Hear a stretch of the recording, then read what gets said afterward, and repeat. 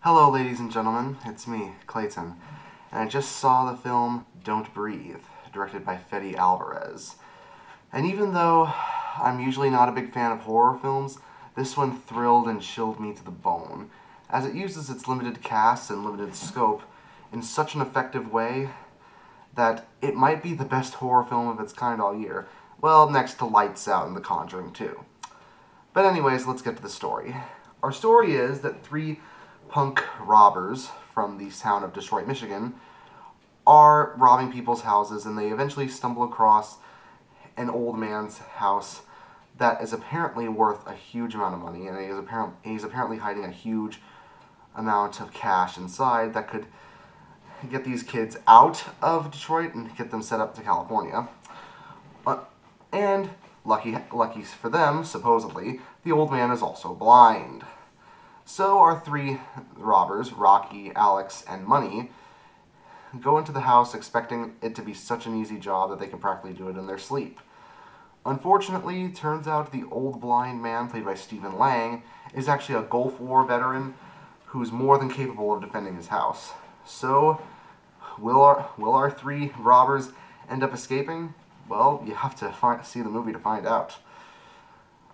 One thing that makes this film incredibly effective is that it uses its gimmick, despite the simple premise, an old blind man defending his house against three punk robbers, where the punk robbers are the protagonists.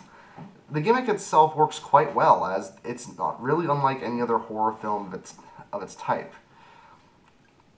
As in both the robbers and the blind man gain some sympathy, there's sympathetic backstories given to both parties, and no one is a clear villain or a clear hero, except for one of the robbers, Money, who does fulfill the horror film cliche of being the one-dimensional jerk who's probably just there to get killed.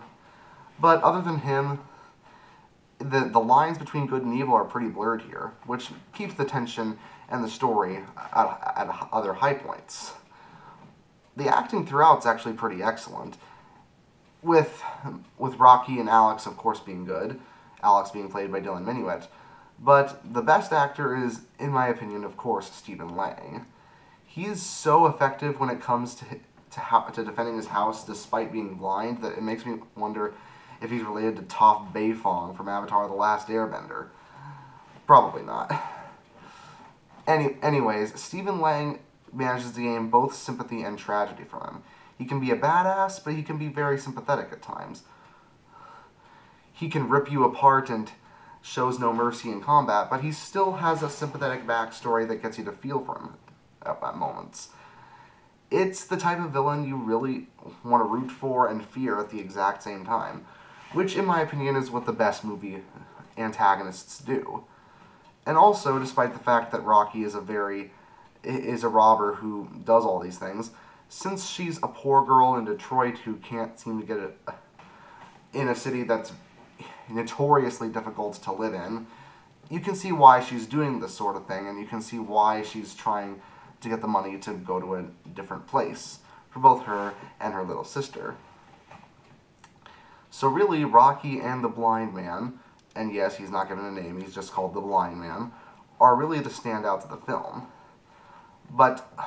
And even though the film uses a lot of jump scares and tense-driven music and other things like that, it does add some new elements to the mix to keep the horror high, such as twists that you will not see coming, and an entire sequence that's done in the dark, where our heroes are practically as blind as the blind man chasing them, and where they have to rely on the things the blind man does. He's blind, but he can sense movement and he can smell them.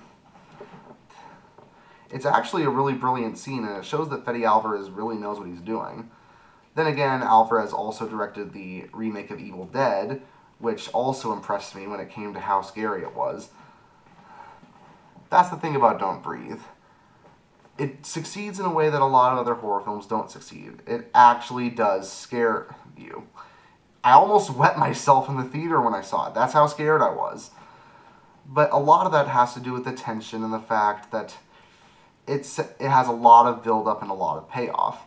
Instead of just jump scares left and right to the point where they just lose your interest, it actually builds bit by bit until you get to a scare. And sometimes, even the fake-outs turn out to be scary because the fake-outs make sense when you're dealing with a blind old man.